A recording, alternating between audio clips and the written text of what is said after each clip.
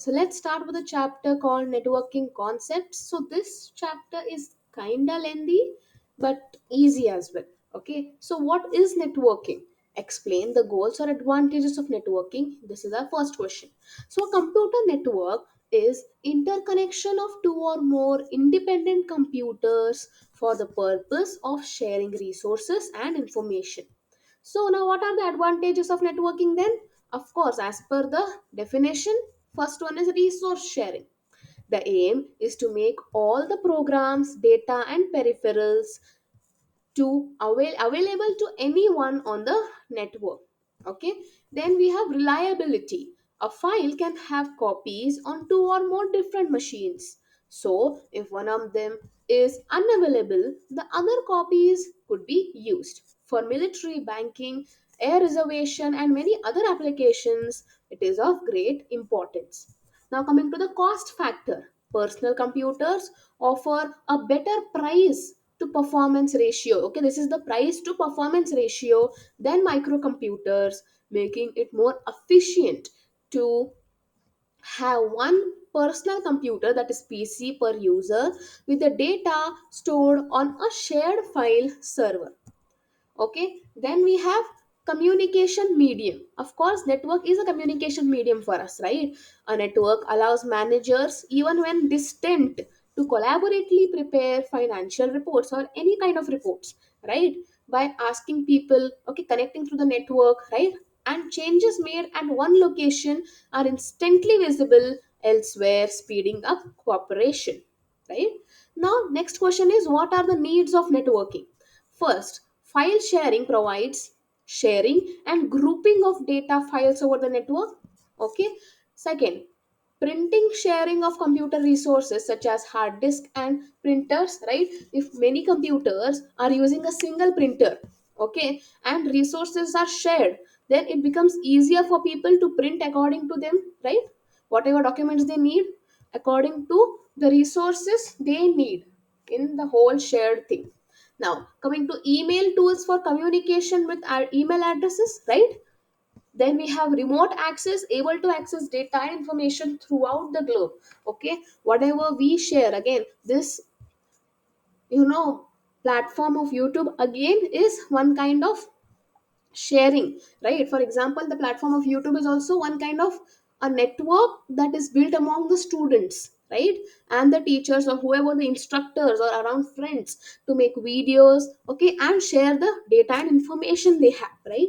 Sharing the database to multiple users at the same time by ensuring the integrity, right? Then we have name some antivirus softwares example. Okay, so Casper Sky, Quick Heal, K7, Norton 360, Microtrend, Titanium, AVG Panda, ESET, Nord 32, AVAST, and MCAFW, etc. are some antivirus softwares. Okay, then we have explained server and its types. So a server is also a computer only, okay, which facilitates the sharing of data, software, and hardware resources like printers, modems, okay, etc. on the network. Okay, now we have two types of servers over here: non dedicated servers and dedicated servers.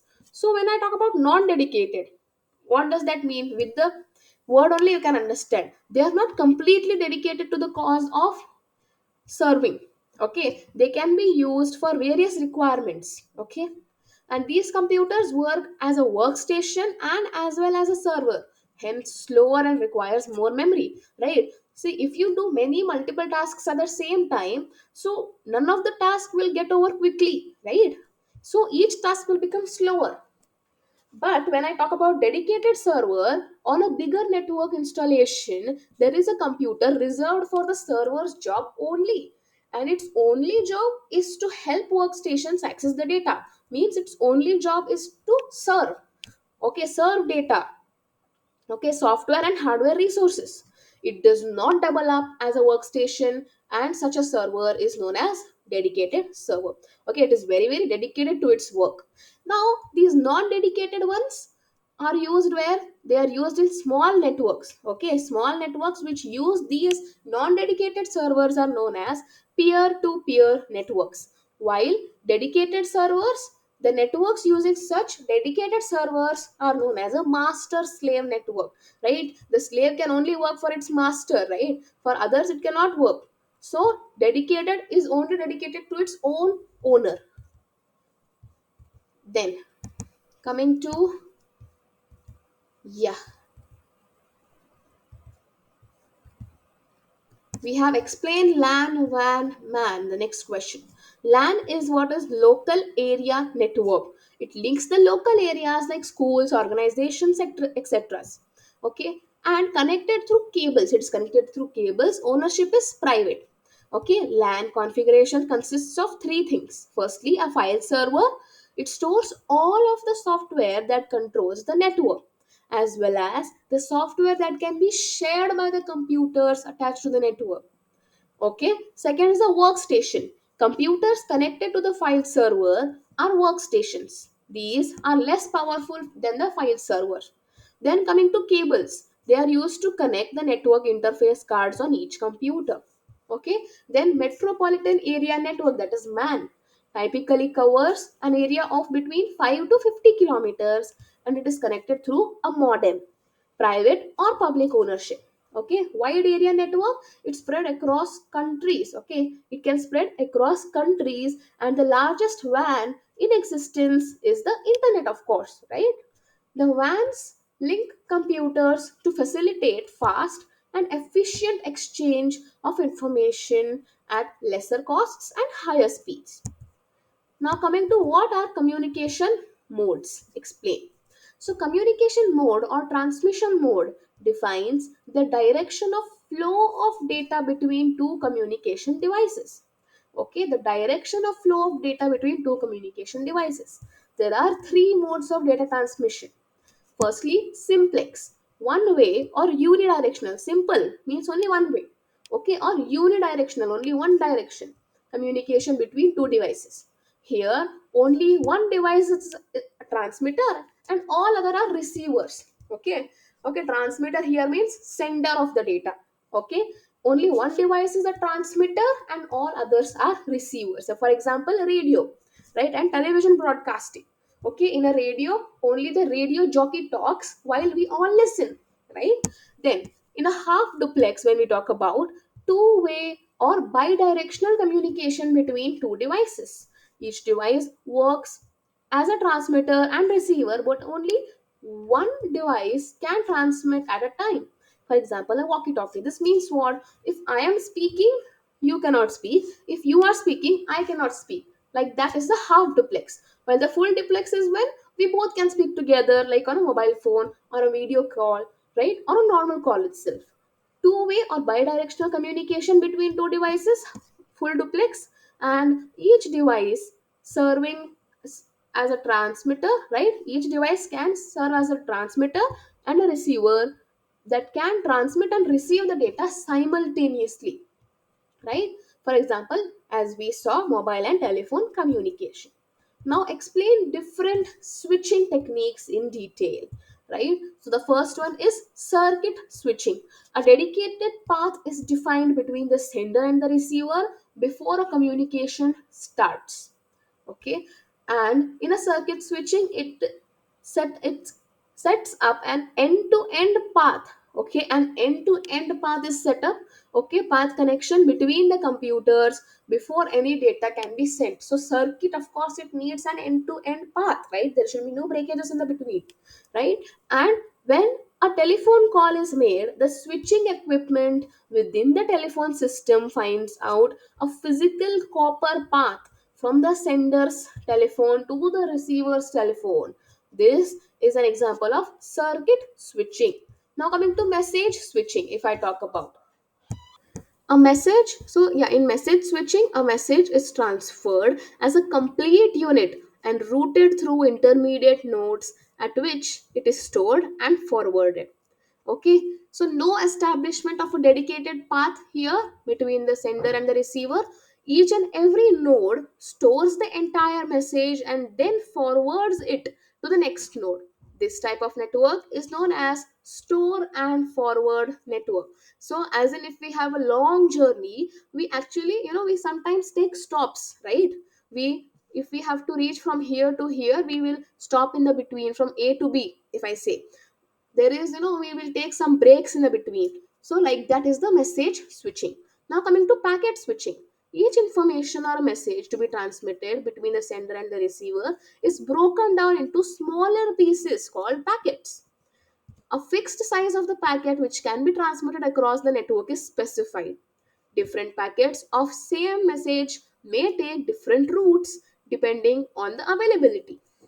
A channel is occupied in packet switching only during the transmission of the packet. So this can be if we are shifting a house, then they have a defined thing that each box has to measure, some a kgs only, and we can't take more than that weight in that box, right? So for example, a box can only be 10 kgs. Okay, above that we cannot fit into this box, we have to make a new box. So that is packet switching, right? Yeah. And it may happen that if there are too many furnitures, there are two trucks made, but they are all the furniture of the same house, right? So they are the same message, but they can take the different paths, right, or different routes. Now coming to explain the network devices. Yeah. So the first one is a modem, which is modulator, demodulator, the full form, device that enables a computer to transmit data over telephone lines. Ethernet card, also known as the network interface card, is a network adapter used to set up a wired network. Hub is a device that is used to connect different computing devices in a network through wires. Active hub and passive hub are the two types. Active hubs, if I talk about, it electrically amplifies the signal as it moves from one connected device to another. Active concentrators are used like repeaters to extend the length of a network. While passive hubs, it allows the signal to pass from one computer to another without any change or amplification. Then coming to switch, device that is used to interconnect multiple computers or communicating devices on a network. Okay, is known as a switch. While what is a repeater? A device that amplifies and restores the signals for long distance transmission is known as a repeater. Bridge is a device that connects two or more networks of the same type. Router is a device that connects two dissimilar networks and selects the best path for the signals to reach the destination. Gateway, device that connects dissimilar networks that serves as an entrance to another network. Okay, next. Yeah. Next we come to what is a computer virus and write the symptoms or characteristics of a computer virus. So a virus is a malicious software program which enters into a computer without the knowledge of the user. Characteristics are, it is able to replicate, and a computer may respond slowly, okay, if there is a virus, and disk drives may become inaccessible. Computer reboots on its own, right? It restarts on its own, then there is a virus, it may be a virus, okay, and it requires a host program as a carrier. It is activated by external action, okay. Then coming to a few full forms over here, that is ARPANET or ARPANET net, right? Which is Advanced Research Projects Agency Network. Advanced Research Projects Agency Network. HTTP is Hypertext Transfer Protocol. www, as we know, World Wide Web. TCP, Transmission Control Protocol. IP, Internet Protocol. MIME, Multipurpose Internet Mail Extensions. FTP, File Transfer Protocol. SLIP, Serial Line Internet Protocol. PPP, Point to Point Protocols. GSM, Global System for Mobile Communications.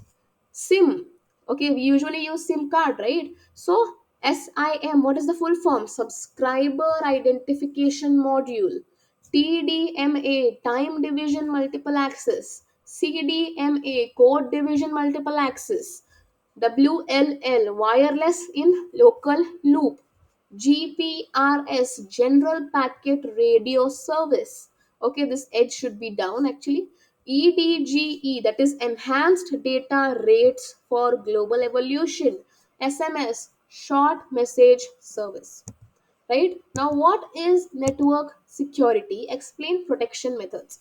So network security, it is a security where authenticated users access only to those resources that are entitled to use.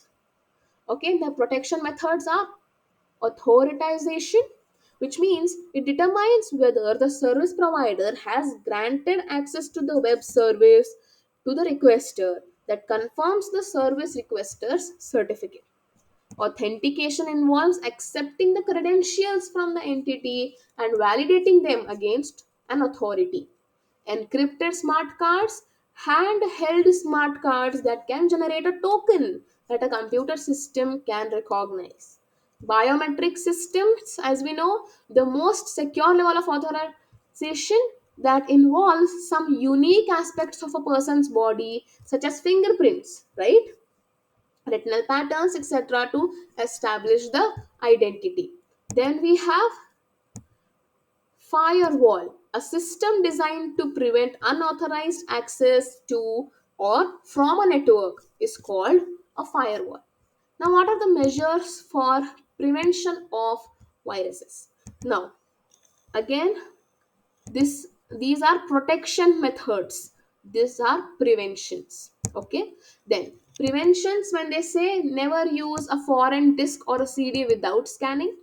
Always scan files downloaded from the internet. Right.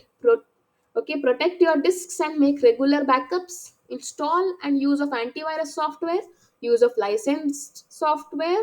Protect the PC with password. Okay, keep antivirus software up to date. Now, coming to explain the applications in networking or applications of networking. So, of course, we know what are the applications of networking. We have SMS, email, voicemail, chat, video conferencing, Wi-Fi, right? So, SMS, when I talk about it, is the transmission of short text messages to and from a mobile phone, fax machine, and or IP address.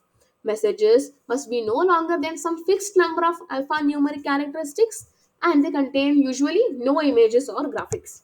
Okay, email, okay, we did nothing but electronic mail, right?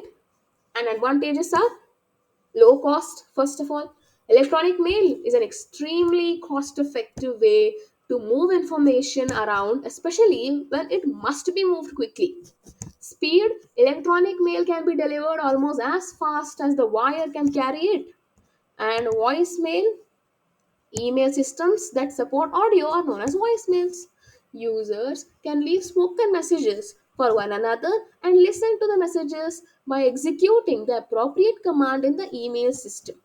Chatting is like a text phone, right? In telephonic conversations, you say something, people hear it and respond, and you hear their responses on the spot and can reply instantly. Video conferencing, it is a two-way video phone conversation among multiple participations, right? Wi-Fi is wireless fidelity. Okay, this also full form important, which lets you connect to the internet without a direct line from your PC to the internet service provider, ISP. Now, for Wi-Fi to work, you need a broadband internet connection, a wireless router which relays your internet connection from the wall to the PC, and a laptop or a desktop with a wireless internet card or external wireless adapter. Then we have Wi-Fi hosts. A hotspot is a venue. Wi-Fi hotspots. Okay, so in mobile phones we usually have hotspots, right? Turn on hotspot button. So a hotspot is a venue that offers Wi-Fi access. Hotspots are public locations with a free or free-based wireless internet access. WiMAX are okay. WiMAX can provide broadband wireless access BWA up to 30 miles for fixed stations and 3 to 10 miles for mobile stations. Okay, moving mobile. Now, WiMAX requires a tower called WiMAX base station, similar to the cell phone tower, which is connected to the internet using a standard wire high speed connection. Okay, yeah. Next, coming to the next slide. Yeah, as I mentioned, it's quite lengthy, but yeah, this is the last slide for that. Let me zoom in. Coming to the first question of this page, of course, explain the types of virus. So, first one is file infectors. They infect executable files or attach themselves to a program file and create duplicate files. Boot sector virus. They install themselves on the beginning tracks of the hard drive or the master boot record. Macrovirus infect data file like spreadsheets or databases of several software packages. Network virus, email or any data transfer files to spread themselves on network, right? Any unknown email can cause a network virus. Trojan horse, again a famous virus, yeah. So a Trojan horse is code hidden. Okay, a Trojan horse is the code hidden in a program such as a game, as a spreadsheet that looks safe to run but has hidden side effects. Worm, a worm is a program designed to replicate. The program may perform any variety of additional tasks as well. Wireless and mobile computing. So, wireless communication enables data transfer without landlines using technologies like cellular, two-way radio, fixed wireless, laser, or satellite communication. Mobile computing refers to the devices like PDAs, laptops, and smartphones that operate without continuous connection to a central network. Coming to GSM now. Global System for Mobile Communications. The GSM standard for digital cell phones was established in Europe in the mid 1980s. Okay, so GSM uses narrowband TDMA, which is the next thing we are going to study, which allows 8 simultaneous calls on the same radio frequency. TDMA is time division multiple access, which works by dividing a radio frequency into time slots and then allocating slots to multiple calls. In this way, a single frequency can support multiple simultaneous data channels. Okay, then we have SIM card. As we saw, a SIM is a computer chip that gives a cellular device its unique phone number, right? And CDMA, code division multiple access. It is a digital cellular technology that uses spread spectrum techniques, which means the data is sent in small pieces over a number of discrete frequencies available for use at any time in the specified range. WLL means to serve the subscribers at homes or offices. Its voice quality must be high. A subscriber carrying out long conversation must not be irritated with the quality, right? And one must be able to use speaker phones, cordless phones, and parallel phones as well. Now coming to GPRS, General Packet Radio Service, used for wireless communication using a mobile device. Now, with the service, you can access the internet, send emails and large data, download games, and watch movies. Edge, again, the new Edge Air interface has been developed specifically to meet the bandwidth needs of 3G.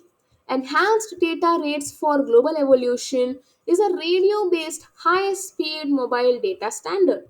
It was formerly called GSM 384. This means a maximum bit rate of 48 kbps per time slot. It is considered as an intermediate step in the evolution of 3G WCDMA. Coming to explain transmission media. Due to the variety of transmission media and network, writing methods, selecting the most appropriate media can be confusing, right? The factors to be considered While writing methods and selecting the most appropriate transmission media are: first, transmission rate, distance, cost, easy of ease of installation, and resistance to the environmental condition. Okay, very very important. There are two types of transmission media: guided and unguided. Now in guided there are twisted pair. Okay, twisted pair, again two types: unshielded twisted pair and shielded twisted pair. Coaxial cable, when I talk about, it is thinnet and thicknet.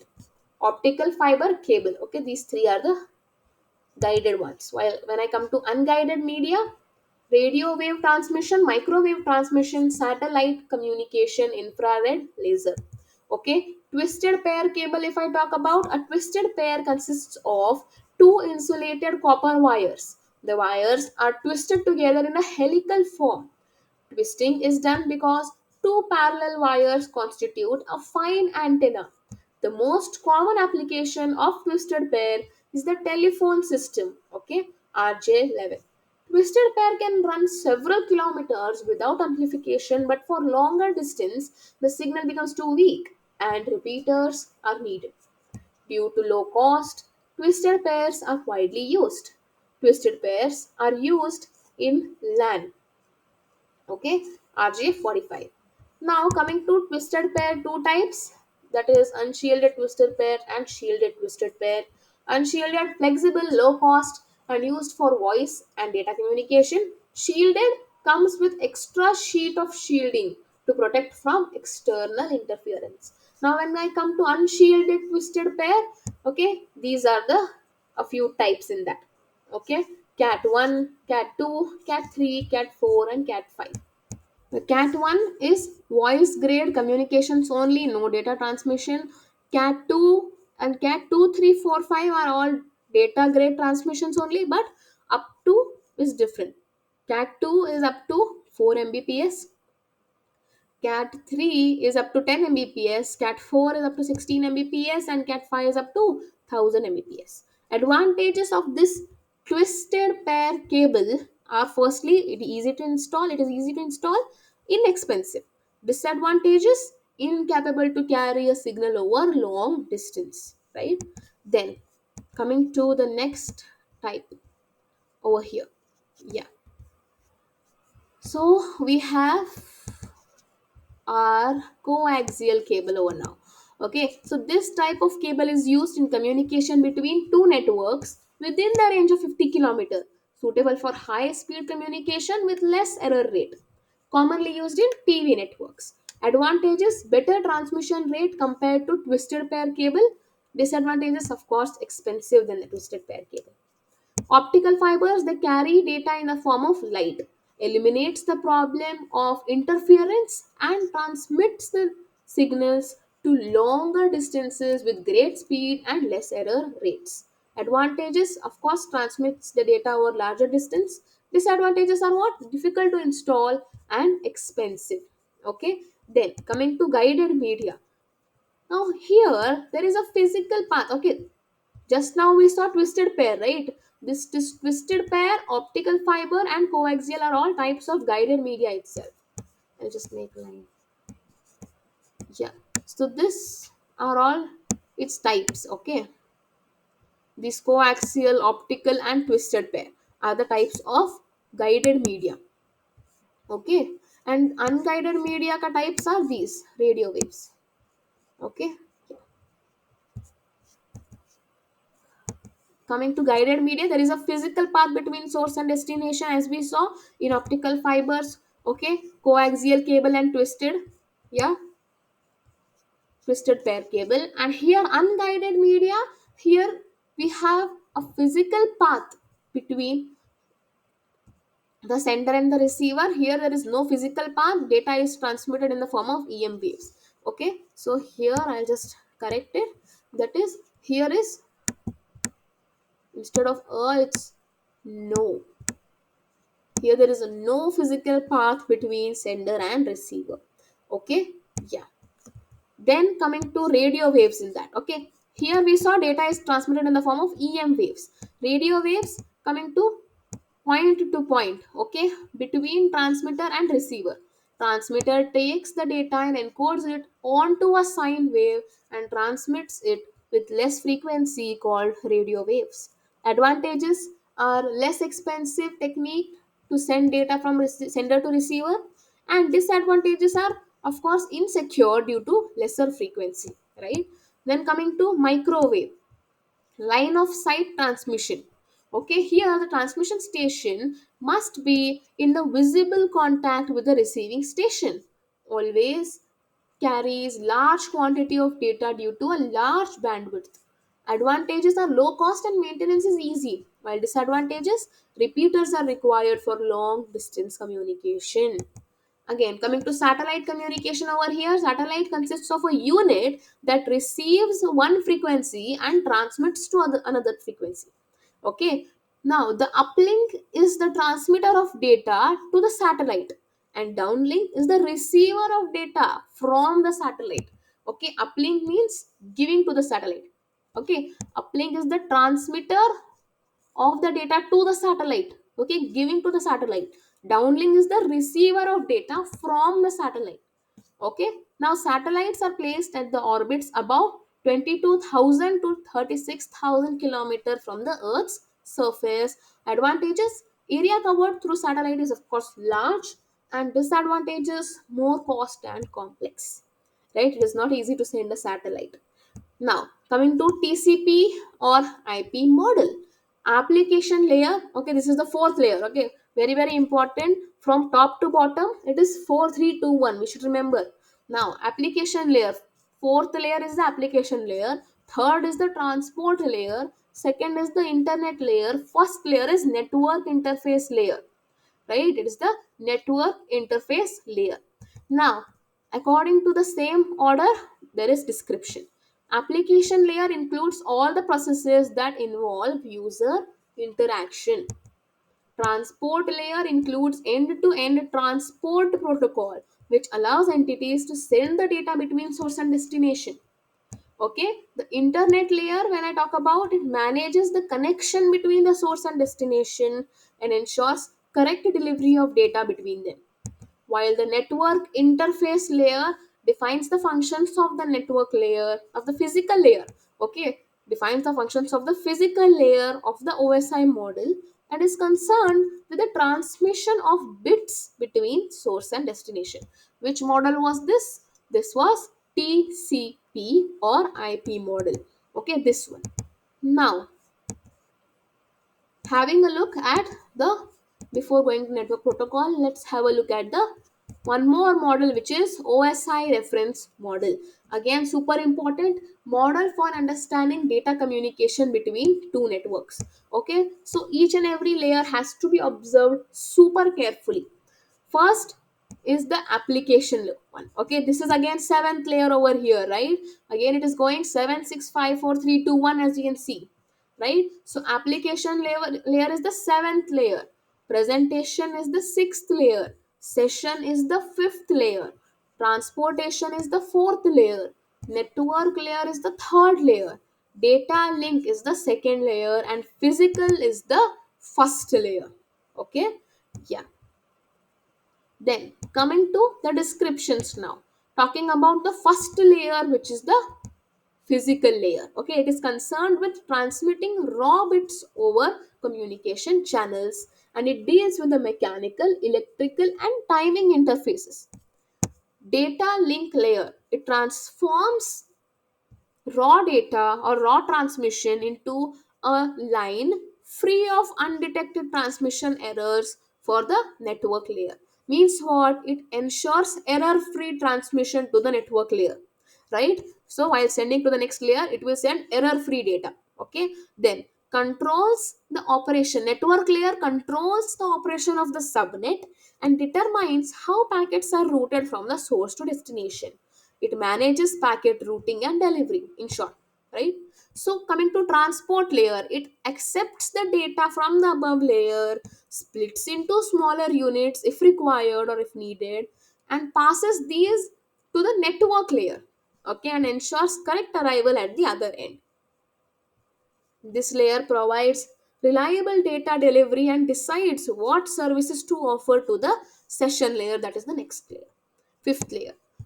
Okay, it allows the user on different machines to establish sessions between them. Okay, session layer, it allows the user on different machines to establish sessions between them, which means it includes a dialog control, token management, and synchronization. Presentation layer, it is concerned with the syntax and semantics of the transmitted information, and it ensures data formatting, translation, and moving bits between the layers. Application layer contains protocols commonly needed by the user like HTTP, okay, for accessing web pages. It provides services like HTTP for web browsing or other tools to interact with the network resources, right? For example, emails and FTP. Now coming to the concept of network protocols.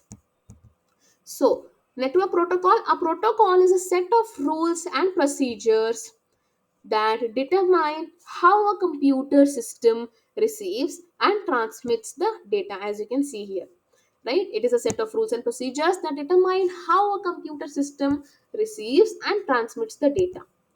Now coming to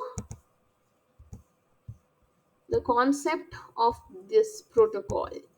Yeah, these are the different protocols that we have. There are six of them, right? So the first one is TCP, transmission control protocol. It is a two-layer program, okay, wherein the first layer is transmission control protocol, TCP, and the second is IP. Okay, that's why slash IP. So TCP handles assembly of messages or files into smaller packets for transmission. Internet protocol manages the addressing of the packets to ensure they reach the correct destination. Okay, so one handles the packets, one names the packets. Okay, HTTP hypertext transfer protocol, it provides a standard for the web browsers and servers to communicate. Okay, the HTTP is an application layer network protocol built on the top of TCP.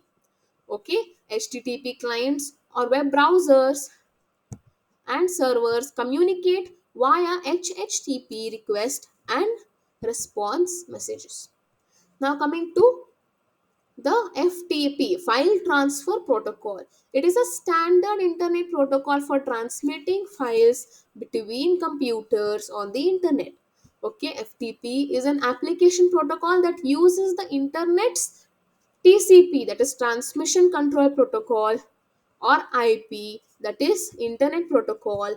It okay, it uses these two. It is also commonly used to download programs and other files to your computer from other servers. Now SMTP, simple mail transfer protocol. It is a TCP or IP protocol used in sending and receiving email. It is limited in its ability to queue messages at the receiving end. It is usually used with one of the two other protocols such as the POP3 or IMAP. Now coming to the SLIP, SLIP, okay, Serial Line Internet Protocol. It was the first protocol for relaying the IP packets over dial-up lines. It defines an encapsulation mechanism, but little else. Okay, there is no support for the dynamic address assignment, link testing, or multiplexing different protocols over a single link. Then coming to PPP, that is point to point protocol, standard for transmitting IP packets over serial lines. Okay, here over serial lines in SLIP, these packets were sent or relayed over dial-up lines. Now PPP, coming back over serial lines, PPP is ideal for dial-up internet connections, including ISDN. It is a layered protocol starting with link control protocol, that is LCP, for link establishment, configuration, and testing. PPP supports both synchronized and unsynchronized lines. Okay, so with this, we are done with our networking concepts as well. So I'll just zoom out a bit so that we have the complete look of these protocols. Yeah, okay, thank you.